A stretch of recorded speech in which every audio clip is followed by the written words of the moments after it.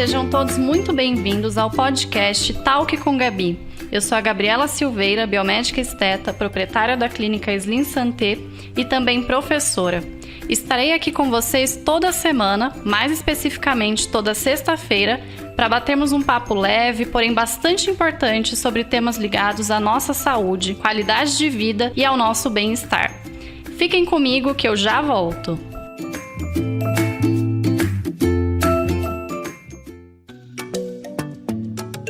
Vem aí o Encontro Nacional de Biomedicina Estética.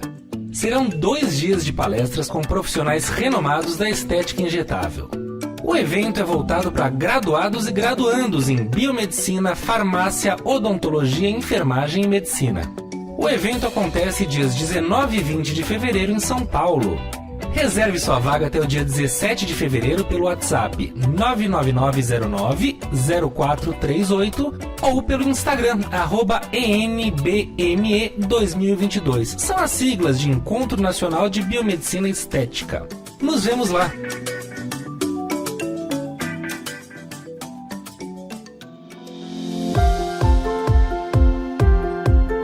Olá pessoal, tudo bem com vocês? Por aqui tudo ótimo. Aliás, feliz ano novo para todos nós. Sei que andei distante nas últimas semanas do ano passado, mas a correria foi bem grande, a gravidez, a clínica, os preparativos todos. Enfim, resolvi dar um sossego para vocês, mas agora estou de volta e com um pique total. Vamos ter um ano cheio de informações e conversas por aqui, com entrevistas em vídeo, e quero muita participação de vocês. Por isso, me digam lá no Instagram, no @doutora Gabriela Silveira, o que gostariam de ver e ouvir no nosso podcast. Antes de começarmos, gostaria muito de agradecer vocês pela audiência e pelo carinho. No fim do ano, o Spotify divulgou a lista dos podcasts mais ouvidos por cada um e foi uma alegria ver a quantidade de gente que tinha ouvido o nosso programa. Muito obrigada, pessoal! Bom, hoje tem o 3º episódio dessa série sobre a minha gravidez, onde comentarei um pouco como foi o percurso até aqui. Vamos lá?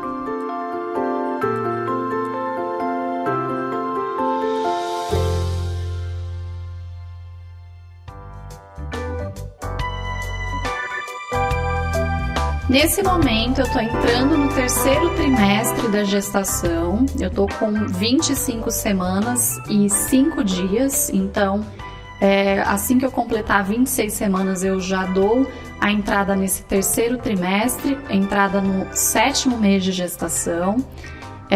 Olhando um pouquinho para trás, eu acho que passou bem rápido. Eu me sinto mais disposta do que na gestação da Elisa e acredito eu por alguns motivos que eu vou comentar com vocês aqui hoje. A Estela, ela tá ótima, ela continua se movimentando bastante, agora inclusive bem mais, e isso tem me gerado um pouquinho de insônia. Sempre lá para 1, 2 horas da manhã ela começa a se movimentar bastante, mas ela é super ativa também no meio do dia. Com relação aos meus exames, com relação ao tamanho dela, ela vem crescendo super bem, vem se desenvolvendo super bem. Uma intercorrência que aconteceu no meio desse trimestre, né? Desse último trimestre, foi o meu ferro. Eu fiz os exames de sangue, o ferro ele demonstrou um pouquinho mais baixo, então eu tive que fazer uma reposição de ferro, que inclusive eu queria contar um pouquinho como é que foi essa experiência para vocês. O meu ferro, nos meus exames de sangue, ele na verdade ele vem numa quantidade boa, porém os médicos ginecologistas e obstetras, eles gostam de ter um valor de referência um pouco maior para a gestante, já que a gente divide o nosso ferro com o bebê. Então, se você for analisar nos seus exames, você que está grávida, né, o seu ferro, pode ser que ele esteja de acordo com o valor de referência, mas que ainda assim ele não seja suficiente para nutrir você e também o seu bebê. O ferro baixo, ele está inclusive associado com autismo, então é muito importante que a gente tenha uma quantidade de ferro boa no nosso organismo. Então meu ferro não estava tão ruim assim, mas a minha ferritina, ela veio muito baixa, então por isso a minha médica preferiu fazer a reposição. Eu fiz a reposição por via oral, em cápsulas, por 1 mês, repeti os exames e não tive um resultado positivo. Então, significa que o meu organismo ele não está conseguindo absorver esse ferro. Então, não é uma alimentação desregrada, não é uma questão de não estar comendo, é justamente uma questão de não estar absorvendo. Muitas vezes a gente fala, a gente é o que a gente come, na verdade a gente é aquilo que a gente consegue absorver. Então, por conta disso, eu tive que fazer uma reposição endovenosa de ferro. Essa reposição endovenosa, muitas gestantes muitas vezes precisam fazer. E muita gente diz, é muito dolorido, muita gente fala que dá enjoo, enfim, que passa muito mal para fazer essa reposição. Hoje em dia, aqui no Brasil, nós temos 2 formas de fazer a reposição. Tem 2 medicamentos.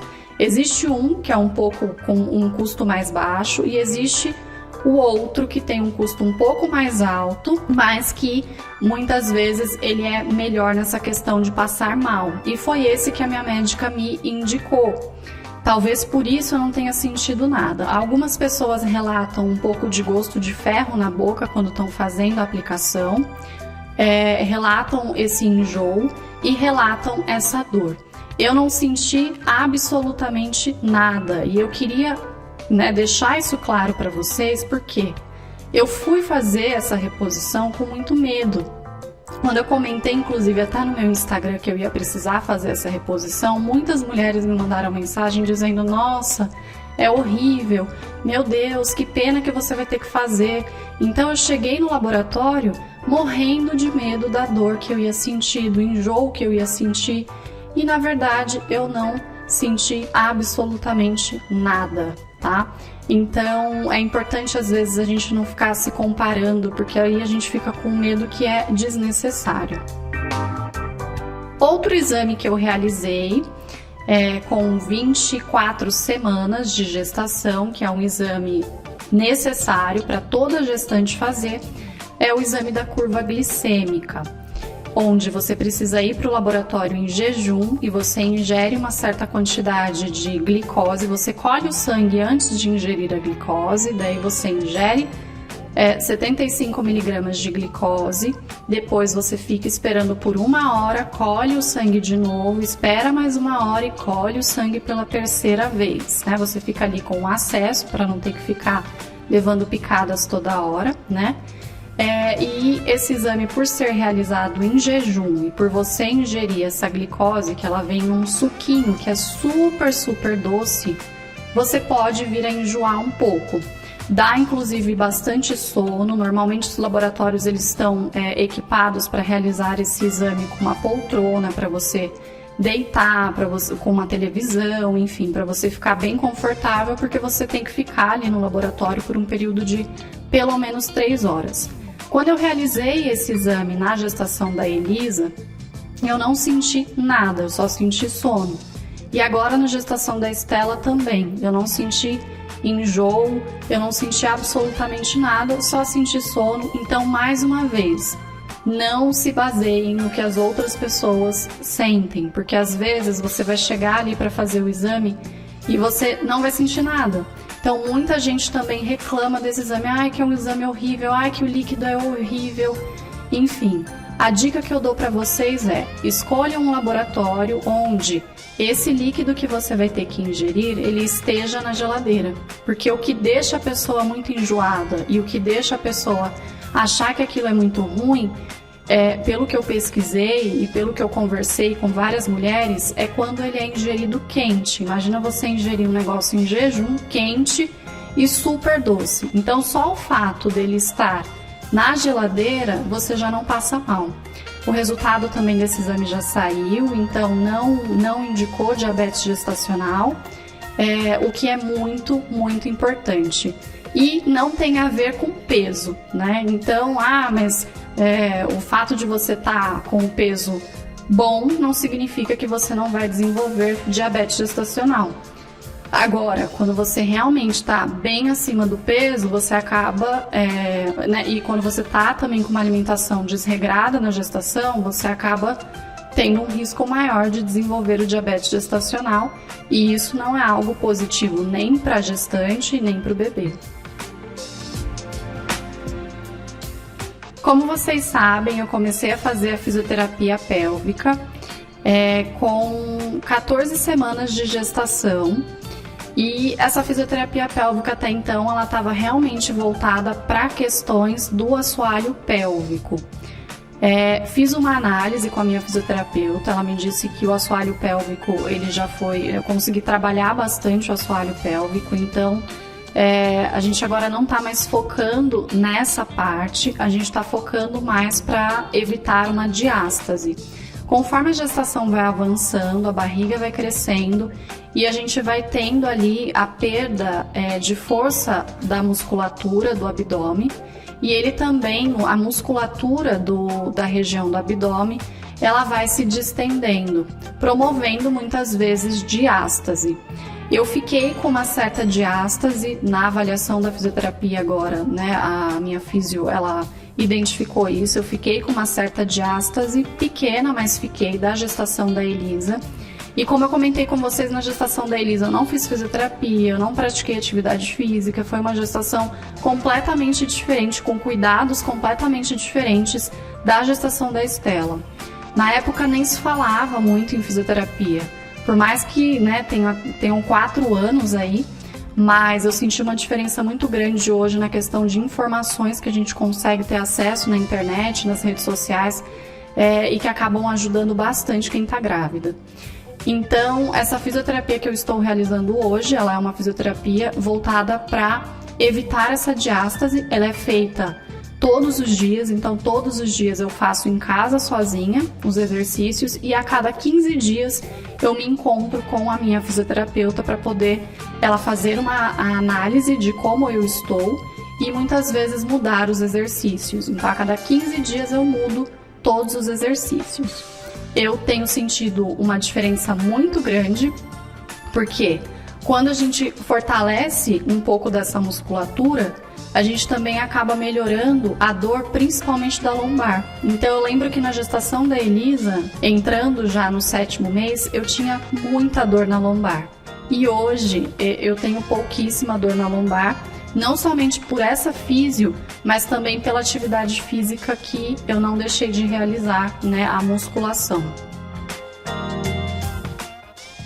E para esse ano eu me comprometi a aumentar a atividade física, já que eu estou entrando agora na fase onde a gente acaba ganhando mais peso. Na verdade, eu não estou me atentando a peso, porque eu sempre falo, o peso na balança de uma gestante, ele não está indicando somente a gordura daquela gestante, está indicando que o bebê está crescendo, está indicando que tem líquido, que tem placenta, que tem formação inclusive já do leite. Então, se a gente ficar se atentando, ficar olhando o peso na balança, a gente enlouquece, né? E ficar se comparando não dá. Então, o que eu tenho tentado analisar é como eu estou me sentindo. Me comparo sim com a gestação anterior, como eu já disse, estou muito melhor nessa gestação porque agora eu estou me cuidando. Eu acho que na gestação da Elisa eu realmente comi tudo que eu queria comer, eu não pratiquei atividade física, eu queria muito ver a barriga crescendo. Então, quando você já tem experiência de uma gestação, você é mãe de segunda viagem, você tem uma consciência que antes você não tinha.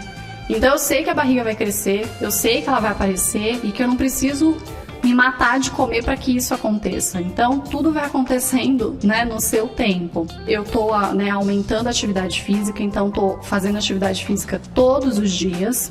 Eu estava fazendo anteriormente 3 vezes por semana musculação, agora eu comecei a fazer 4 vezes por semana musculação, e nos outros dias que eu não faço a musculação eu faço caminhada. Então eu faço pelo menos 40 minutos de caminhada, é o que eu tento. É muito importante também a gente não ficar se cobrando muito. Essa semana teve um dia, por exemplo, que eu consegui fazer 35 minutos de caminhada. Ah, eu vou morrer porque eu não fiz 5 minutos? Não, o importante é você se propor a fazer e você tentar fazer. Eu acho que isso já ajuda bastante. E uma dica que eu dou com relação à caminhada é: você que está gestante, se você tem muito edema, você melhora esse edema realizando drenagem linfática que o ideal, agora nesse terceiro trimestre inclusive, é fazer a drenagem linfática 2 vezes por semana para qualquer gestante, é claro, consulte seu médico para ver se você pode realizar, podendo realizar 2 vezes na semana seria o ideal. Mas a caminhada, ela também acaba ativando o nosso sistema linfático para que ele não deixe a gente inchar tanto. Então eu tenho percebido que nessa gestação eu inchei muito menos por conta desse cardio que eu tenho feito.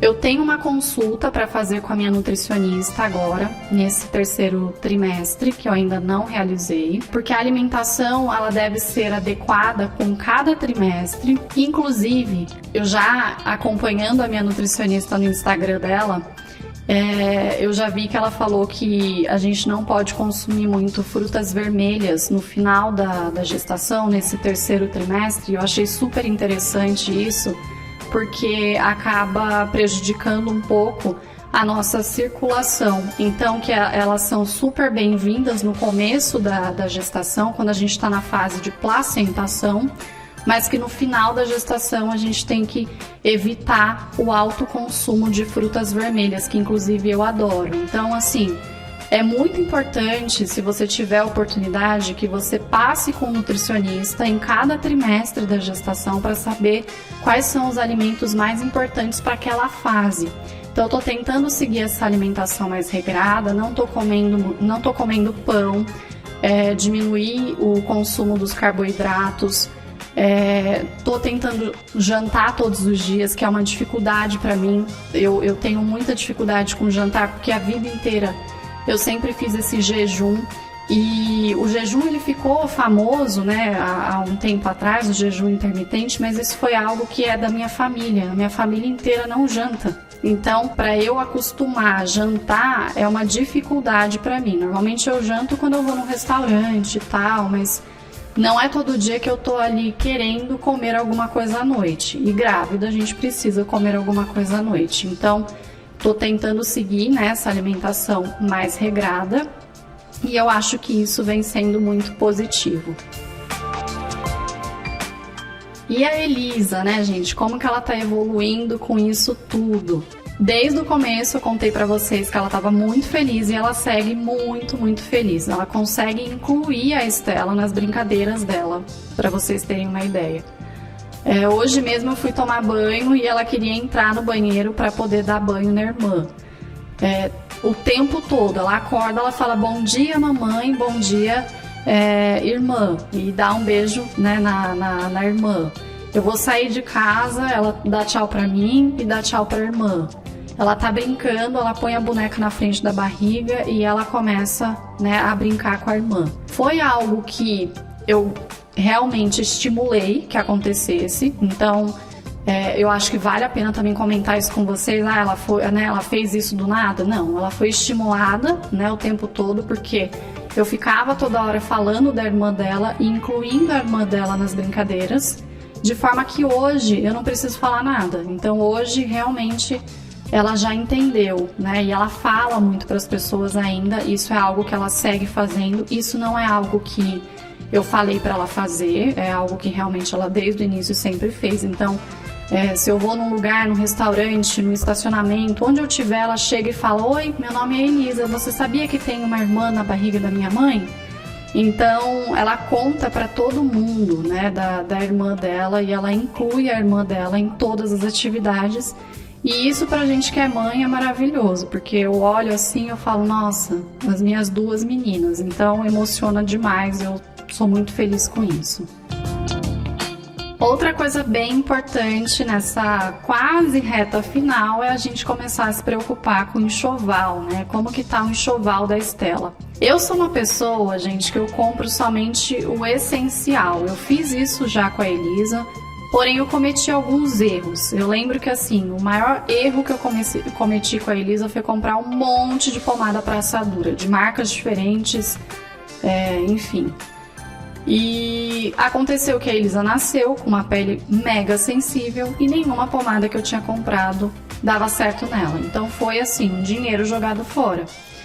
Hoje eu tenho um pensamento que as lojas, elas não vão fechar. o dólar ele tá altíssimo, não dá para fazer enxoval, né, fora nesse momento porque não compensa. Aqui no Brasil a gente tem muita coisa, então não é mais aquela dificuldade. Claro, lá fora vai ter coisa que não tem aqui, sim, mas aí se você quer uma coisa de lá de fora que não tem aqui, vale a pena você pedir, né, para pessoas que comprem lá fora e mandam para cá, então é super fácil de fazer isso. Mas eu acho que enxoval é algo que tem que comprar o essencial. Eu não consigo entender por que as pessoas compram roupa até 1 ano de idade da criança, sendo que a loja não fecha. Então, da mesma forma que você tem um filho que ele vai crescendo e a hora que não serve, você vai lá na loja e você compra mais coisas, eu acho que dá para fazer a mesma coisa. Então, o enxoval da Stella eu vou comprar até uns 3 meses, porque eu acho que até 3 meses, né, é aquele período que você tá ali bem no puerpério, é aquele período... É uma fase mais complicada, até 3 meses não dá pra mãe ficar ali se preocupando com o que ela vai ter que comprar pra criança. Então eu acho que realmente até 3 meses a gente tem que fazer compras. Mas comprar o essencial, o básico, aquilo que usa, né? Não ficar comprando um monte de coisa desnecessária. Vai comprar body, que é algo que usa bastante, não ficar comprando cheio de frufru, porque na hora que você vai amamentar você vê que atrapalha.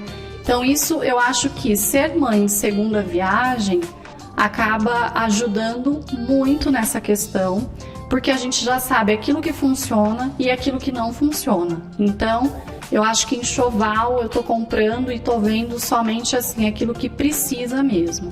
Então eu já comprei o carrinho dela, eu comprei a cadeirinha do carro, a banheira, comprei um tapetinho de atividades que a gente acaba colocando ali em cima da cama. Já com 2 meses a gente usa bastante esse tapetinho de atividades. Comprei um esterilizador de mamadeira e por enquanto foi isso que eu comprei. O cadeirão, né, de alimentação, essas coisas eu vou deixar para comprar depois, porque começa a comer realmente mais tarde. Acho que uma dúvida que provavelmente vai surgir mas Gabi, você não guardou nada da Elisa, né? Eu doei tudo, gente, eu não guardei nada da Elisa. Eu guardei roupa, sapato, essas coisas, mas essas outras coisas, poltrona de amamentação, berço e tudo mais, eu vou ter que comprar tudo novamente, porque eu fiz realmente doação de tudo. Não me arrependo de ter doado, porque eu acho que eu passei pra frente, né? As pessoas que eu passei pra frente hoje, né, me falam inclusive, eu usei bastante e tal, já tá nas mãos de outra pessoa, então eu sempre gosto de fazer realmente doação. E pra finalizar, eu queria contar um pouquinho pra vocês como é que foi viajar no final do ano grávida. Foi super tranquilo, mas agora sim, eu não consigo mais pegar tanto peso, então eu evito realmente. A Elisa, inclusive, eu não pego mais no colo, porque ela já tá com mais de 20 quilos, então não dá, né, pra pegar ela no colo, é muito pesado pra mim. Uma informação importante as companhias aéreas, elas aceitam as gestantes até 28 semanas e algumas com 30 semanas, então 28 ou 30 semanas. Depois disso, para você viajar, aí você precisa de uma autorização do seu médico para você, né, autorizando aquela viagem. Então, eu não precisei ainda dessa autorização e é isso, foi super tranquilo, né, porque eu tinha uma pessoa me ajudando a carregar as malas, mas viajar sem ter nenhuma ajuda, entrando já no 7º mês, para carregar peso, eu acho que acaba sendo um pouco mais complicado. Então, se você tiver ajuda, é melhor.